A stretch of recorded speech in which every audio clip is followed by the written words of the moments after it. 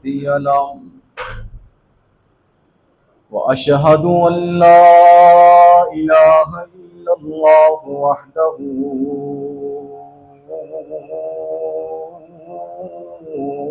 لا شريك له وأشهد أن محمدا عبده ورسوله أعوذ بالله السميع العليم من الشيطان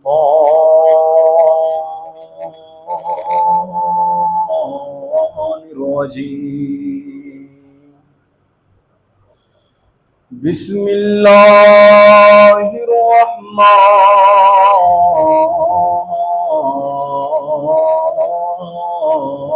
الرحيم يا أيها الذين آمنوا اتقوا الله حق تقاته ولا تموتن إلا وأنتم مسلمون يا أيها الناس اتقوا ربكم الذي خلقكم من نفس واحدة وخلق منها زوجها وبث منهما رجالا كثيرا ونساء واتقوا الله الذي تساءلون به والأرحام إن الله كان عليكم رقيبا يا أيها الذين آمنوا اتقوا الله وقولوا قولا سديدا يصلح لكم أعمالكم ويغفر لكم ذنوبكم ومن يطع الله ورسوله فقد فاز فوزا عظيما أما بعد فإن أحسن الحديث كتاب الله وخير الهدي هدي محمد صلى الله عليه وسلم وشر الأمور محدثاتها وكل محدثة بدعة وكل بدعة ضلالة وكل ضلالة في النار۔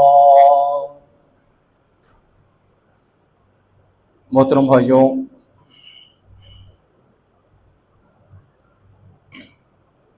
جیسا کہ آپ کے علم میں ہے،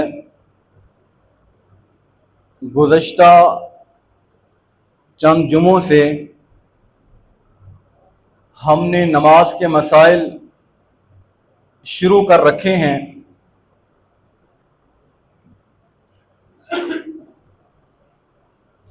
نماز شروع کرنے کے بعد آپ نے دعائے استفتاح پڑھنی ہے، اللہم باعد بینی یا سبحانک اللہم، یہاں تک جو ہے وہ بات ہو گئی تھی گزشتہ جمعے۔ نماز شروع کرنے کے بعد، دعا پڑھنے کے بعد آپ نے اعوذ باللہ من الشیطان الرجیم بسم اللہ الرحمن الرحیم پڑھنا ہے۔ یہ پڑھنے کے بعد پھر آپ نے سورہ فاتحہ کی تلاوت کرنی ہے، سورہ فاتحہ کو پڑھنا ہے۔ سورہ فاتحہ قرآن پاک کی سب سے عظیم سورت، سب سے بابرکت مبارک سورت۔ اللہ تعالی نے سورہ فاتحہ کے بارے میں فرمایا وَلَقَدْ آتَيْنَاكَ سَبْعًا مِنَ الْمَثَانِي وَالْقُرْآنَ الْعَظِيمِ، کہ اے میرے پیغمبر، ہم نے آپ کو 7 آیات عطا کی ہیں جو بار بار پڑھی جاتی ہیں، جن کو بار بار دہرایا جاتا ہے، جن کی تلاوت کی جاتی ہے۔ یہ 7 آیات سورہ فاتحہ ہے۔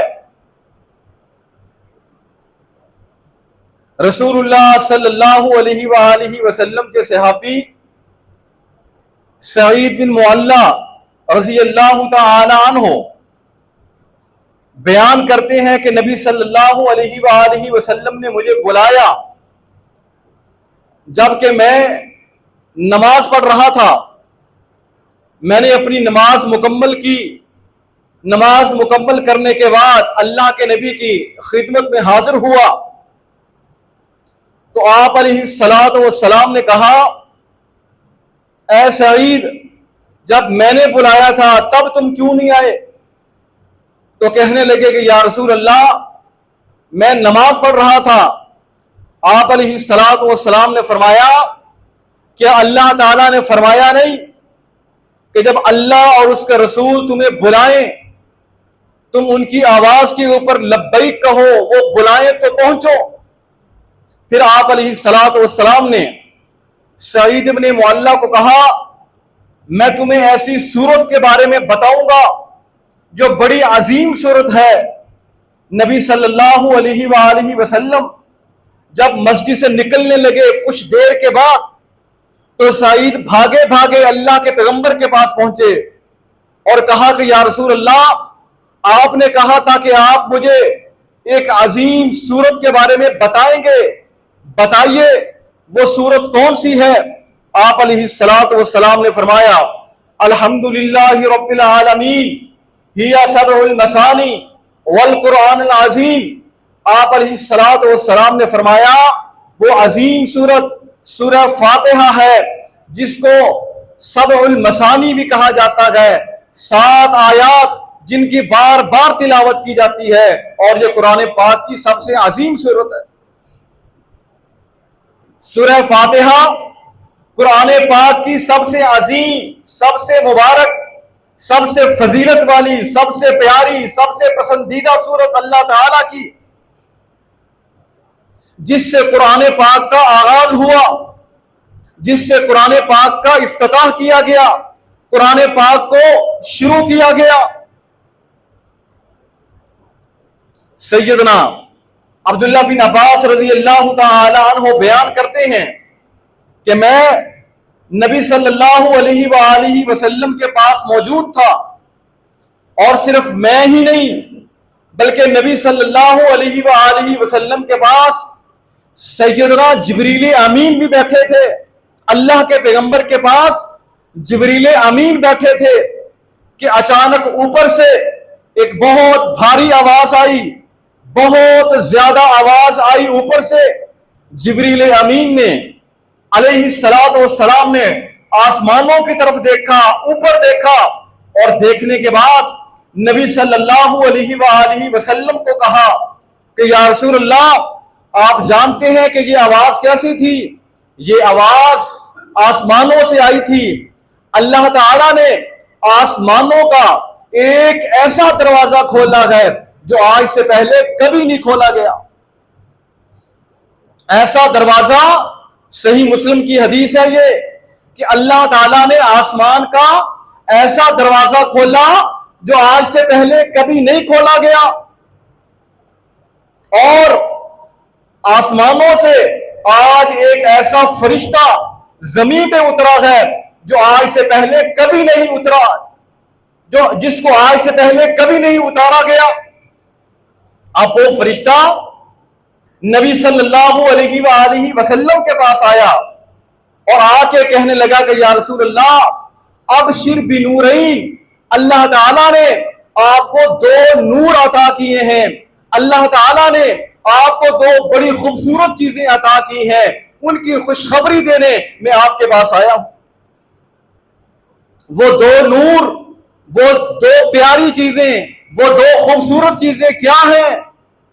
وہ فرشتہ کہنے لگا، ایک سورہ فاتحہ اور ایک سورہ بقرہ کی آخری 2 آیات، آمن الرسول۔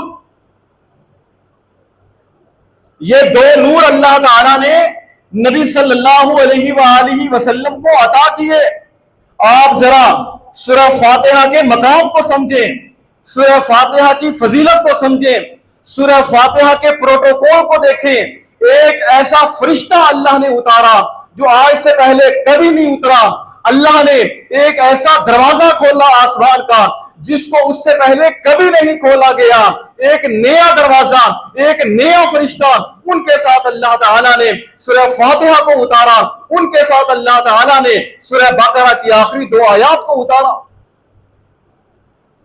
یہ فضیلت ہے, یہ مقام, یہ شان سورہ فاتحہ کا. مسند احمد کے اندر, جامع ترمذی کے اندر ایک حدیث ہے. رسول اللہ صلی اللہ علیہ وآلہ وسلم نے ایک بات کہی اور بات کہنے سے پہلے اللہ کے پیغمبر نے قسم اٹھائی. آپ نے بات کی اور بات کرنے سے پہلے آپ نے قسم اٹھائی, والذی نفسی بیدہ, مجھے اس ذات کی قسم ہے جس کے ہاتھ میں میری جان ہے, میری زندگی ہے. آپ علیہ الصلوۃ والسلام نے قسم اٹھا کے کہا, ما انزل فی التوراۃ, سورہ فاتحہ کے بارے میں, ما انزل فی التوراۃ ولا فی الانجیل ولا فی الزبور ولا فی الفرقان مثلها.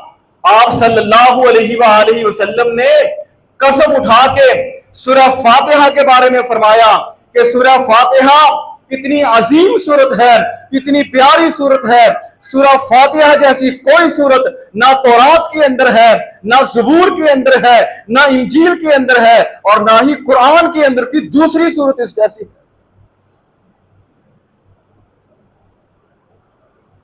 ساری آسمانی کتابیں آپ دیکھ لیں, پڑھ لیں, چھان لیں, ساری آسمانی کتابوں میں, سارے صحیفوں میں, حتیٰ کہ قرآن کے اندر بھی کوئی دوسری صورت سورہ فاتحہ جیسی نہیں ہے. اتنی عظیم صورت, اتنی پیاری, اتنی بابرکت صورت. قرآن پاک کے اندر بہت ساری صورتیں ہیں, ان کے فضائل بھی ہیں, ان کا مقام بھی ہے. سورہ بقرہ کے بارے میں, آل عمران کے بارے میں اللہ کے نبی صلی اللہ علیہ وآلہ وسلم نے فرمایا, یہ دونوں صورتیں قیامت کے دن اپنے پڑھنے والے کے لیے سفارش کریں گی. سورہ اخلاص کے بارے میں فرمایا کہ یہ 1/3 قرآن کے برابر ہے. سورہ ملک کے بارے میں فرمایا جو رات کو سونے سے پہلے سورہ ملک کو پڑھتا ہے, تلاوت کرتا ہے, یہ سورت اس کو قبر کے عذاب سے بچائے گی. اتنا مقام, اتنی فضیلت ان صورتوں کی. لیکن آپ علیہ الصلوۃ والسلام نے فرمایا فضیلتیں ہیں, مقام ہے اور صورتوں کے بھی, لیکن سورہ فاتحہ جیسی کوئی صورت نہیں ہے. سورہ فاتحہ جیسی کوئی صورت نہیں, نہ ناس, نہ فلق, نہ اخلاص, نہ نصر, کوئی صورت ایسی نہیں جو سورہ فاتحہ کے ہم پلہ ہو, اس کی برابری کرنے والی ہو مقام کے اندر اور شان کے اندر.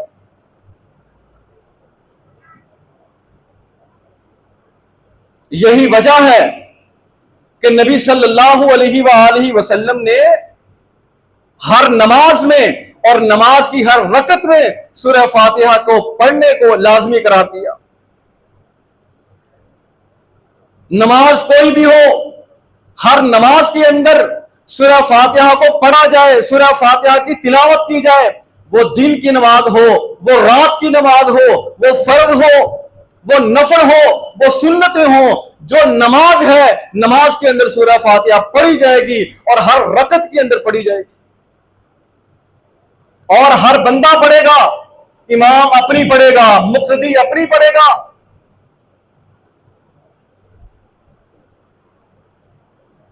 رسول اللہ صلی اللہ علیہ وآلہ وسلم نے فرمایا, یہ حدیث بھی صحیح مسلم کے اندر ہے, آپ نے فرمایا کہ اللہ تعالیٰ فرماتا ہے قسمت الصلاۃ بینی و بین عبدی, میں نے نماز کو اپنے درمیان اور اپنے بندے کے درمیان تقسیم کر لیا ہے. اللہ تعالیٰ فرماتا ہے کہ میں نے نماز کو تقسیم کر لیا اپنے اور اپنے بندے کے درمیان. وہ کیسے؟ آپ علیہ الصلوۃ والسلام نے کہا, فرمایا آپ نے کہ بندہ کہتا ہے نماز کے اندر الحمدللہ رب العالمین, تو اللہ تعالیٰ فرماتا ہے میرے بندے نے میری حمد, میری تعریف کی. بندہ کہتا ہے الرحمن الرحیم، تو اللہ تعالیٰ کہتا ہے اسنا علیہ عبدی، میرے بندے نے میری ثنا بیان کی ہے۔ بندہ کہتا ہے مالک یوم الدین، تو اللہ تعالیٰ فرماتا ہے مجدنی عبدی، میرے بندے نے میری بزرگی بیان کی، میرے بندے نے میری بڑائی بیان کی ہے۔ یوں ساری سورت انسان پڑھتا جاتا ہے، اللہ تعالیٰ ہر آیت کا اپنے بندے کو جواب دیتا ہے۔ نبی صلی اللہ علیہ وآلہ وسلم نے اور اللہ تعالیٰ نے اس حدیث کے اندر سورہ فاتحہ کو نماز کہا ہے کہ میں نے نماز کو تقسیم کیا، حالانکہ نماز کو نہیں، سورہ فاتحہ کو تقسیم کیا گیا ہے۔ بندہ پڑھتا ہے اور اللہ تعالیٰ اپنے بندے کو جواب دیتا ہے۔ یہاں ایک اور بات، اور وہ بات یہ ہے کہ کئی لوگ ایسے ہیں، امام بھی اور مقتدی بھی، وہ فاتحہ پڑھتے ہیں تو ایک ہی سانس کے اندر ساری سورت پڑھ دیتے ہیں، ٹھہراؤ نہیں، رکتے نہیں ہیں۔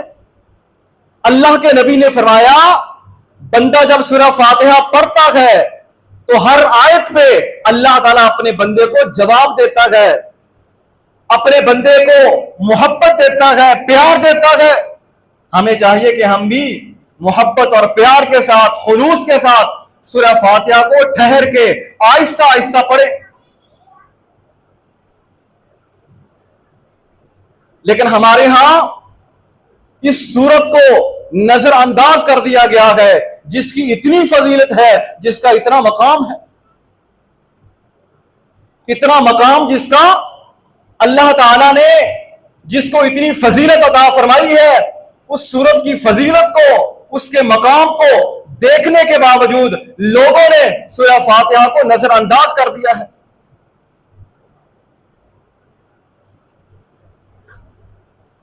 نماز کے اندر سورہ فاتحہ ضروری ہے اور پڑھنی چاہیے، لیکن لوگ نہیں پڑھتے،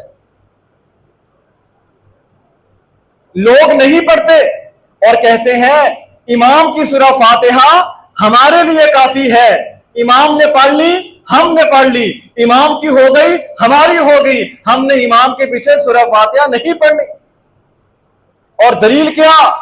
کہتے ہیں وَإِذَا قُرِئَ الْقُرْآنُ، اللہ تعالیٰ فرماتا ہے وَإِذَا قُرِئَ الْقُرْآنُ فَاسْتَمِعُوا لَهُ وَأَنصِتُوا، اللہ تعالیٰ نے فرمایا جب قرآن پڑھا جائے، قرآن پاک کی تلاوت کی جائے تو کان لگاؤ اور خاموش ہو جاؤ، لعلکم ترحمون، تاکہ اللہ تمہارے اوپر اپنی رحمتیں نازل کرے۔ کہتے ہیں کہ جی دیکھو قرآن میں اللہ نے خود کہا ہے کہ قرآن پڑھا جائے تو قرآن کو خاموشی سے سنو، کچھ کہو نہ، کچھ بولو نہ، لہذا ہم سورہ فاتحہ نہیں پڑھیں گے، ہم سورہ فاتحہ کو امام کے پیچھے نہیں پڑھیں گے۔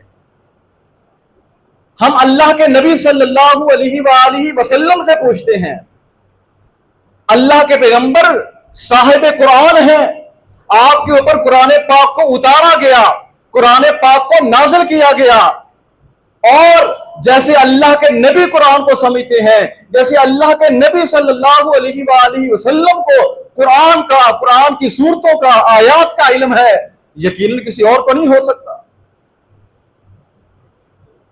کیا اس آیت کا مطلب یہی ہے جو لوگ سمجھتے ہیں؟ نبی صلی اللہ علیہ وآلہ وسلم نے فجر کی نماز پڑھائی، ایک دفعہ فجر کی نماز آپ نے پڑھائی تو نماز کے بعد سلام پھیرنے کے بعد آپ نے صحابہ اکرام سے پوچھا مجھے لگتا ہے کہ تم بھی میرے پیچھے قرآن پڑھتے ہو۔ ابو داود کی حدیث ہے، عبادہ بن صامت رضی اللہ تعالی عنہ اس حدیث کا راوی ہے۔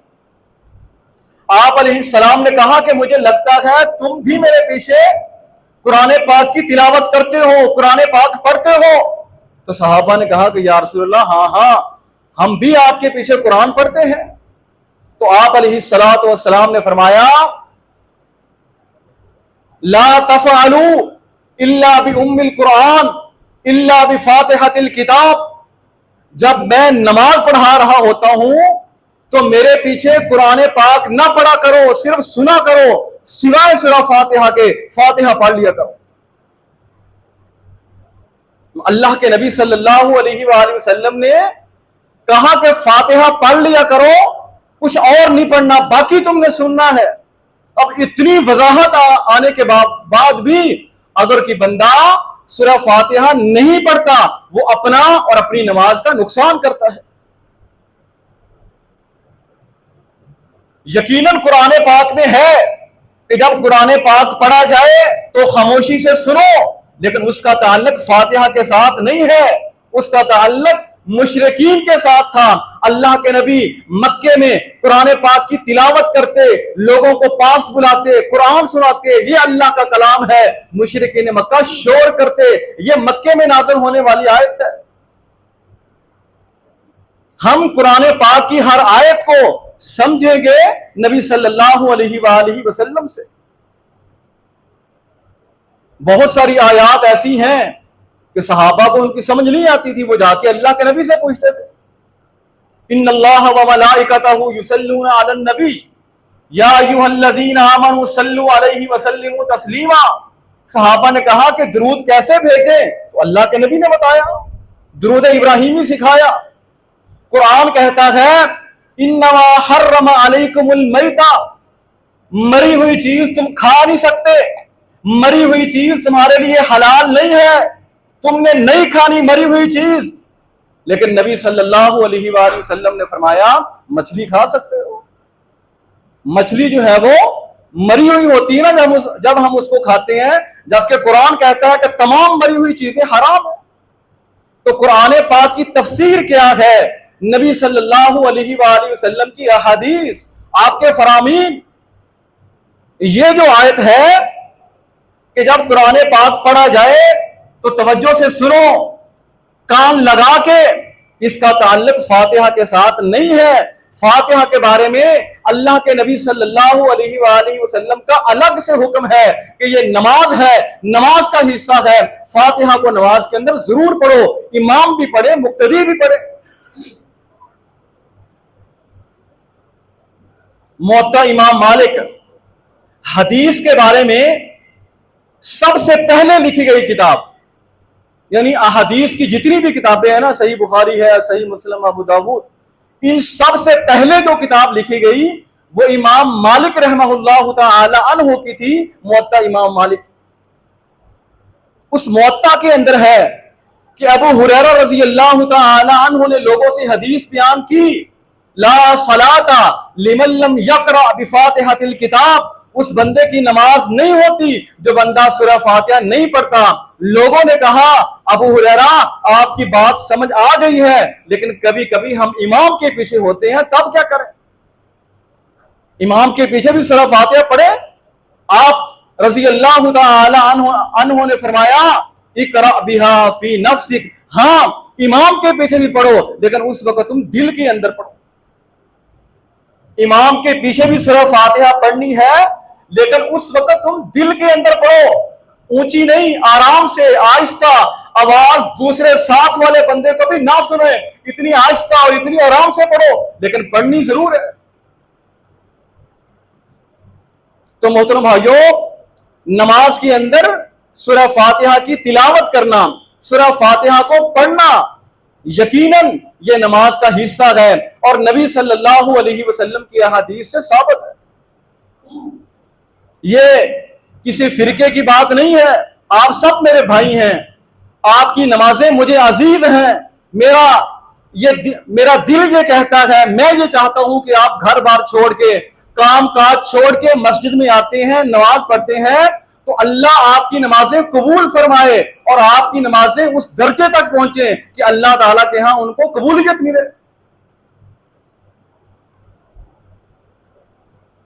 ایک بندہ مسجد میں داخل ہوتا ہے اور امام جو ہے وہ رکوع میں چلا گیا، اب یہ بندہ جلدی جلدی ہاتھ باندھتا ہے اور رکوع میں چلا جاتا ہے، اور اس رکعت کو اپنی رکعت سمجھ لیتا ہے کہ میری رکعت ہو گئی ہے، جبکہ ایسا نہیں ہے۔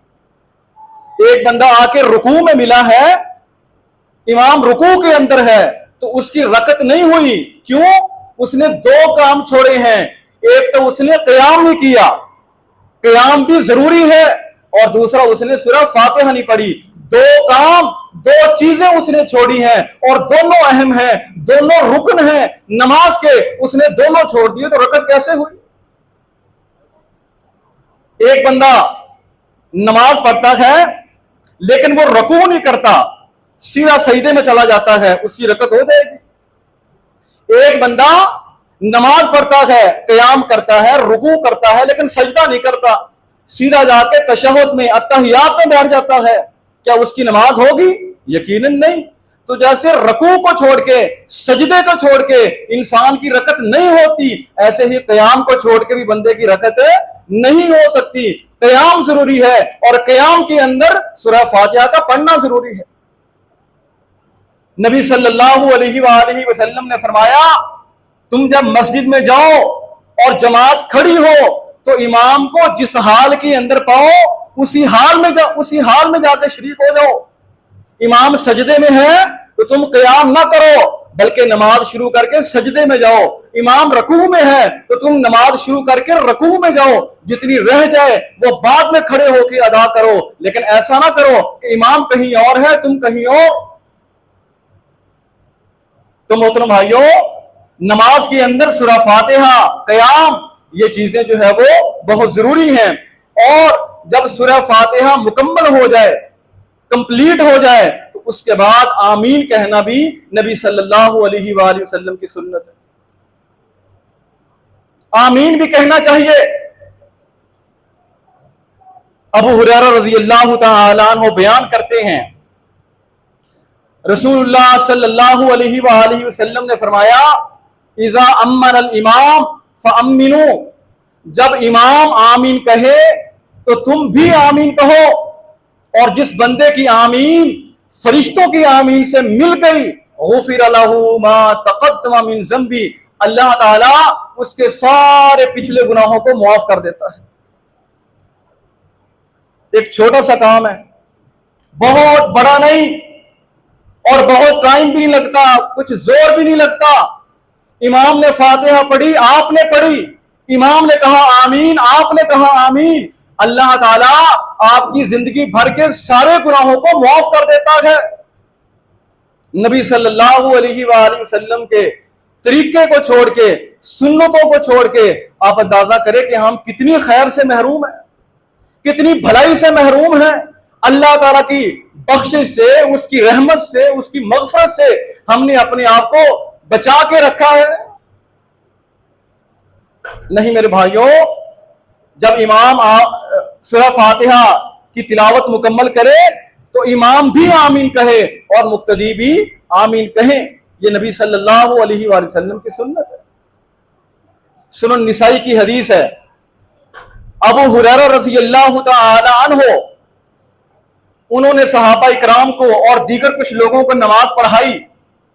جب نماز پڑھائی تو نماز پڑھانے کے بعد، بلکہ نماز پڑھانے کے اندر ابو ہریرہ رضی اللہ تعالی عنہ نے سورہ فاتحہ مکمل کر کے آمین کہا، تو جب آپ نے آمین کہا تو پیچھے جو لوگ نماز پڑھ رہے تھے انہوں نے بھی آمین کہا، اور جب نماز مکمل ہو گئی تو ابو ہریرہ رضی اللہ تعالی عنہ نے کہا، لوگوں میں نے تمہیں وہ نماز پڑھائی ہے جو نبی صلی اللہ علیہ وآلہ وسلم کی نماز تھی، جو اللہ کے پیغمبر کی نماز تھی، وہی نماز میں نے تمہیں پڑھائی ہے۔ اللہ تعالی عمل کی توفیق عطا فرمائے۔ وما علینا الا البلاغ المبین۔ ان الحمد للہ نحمده ونستعینه ونستغفره ونعوذ باللہ من شرور انفسنا ومن سیئات اعمالنا، من يهده الله فلا مضل له ومن يضلل فلا هادي له، واشهد ان لا اله الا الله وحده لا شريك له، واشهد ان محمدا عبده ورسوله۔ اللهم صل على محمد وعلى ال محمد كما تحب وترضى۔ ربنا آتنا في الدنيا حسنة وفي الآخرة حسنة وقنا عذاب النار۔ ربنا ظلمنا أنفسنا وإن لم تغفر لنا وترحمنا لنكونن من الخاسرين۔ سبحان ربك رب العزة عما يصفون وسلام علی المرسلین والحمد للہ رب العالمین۔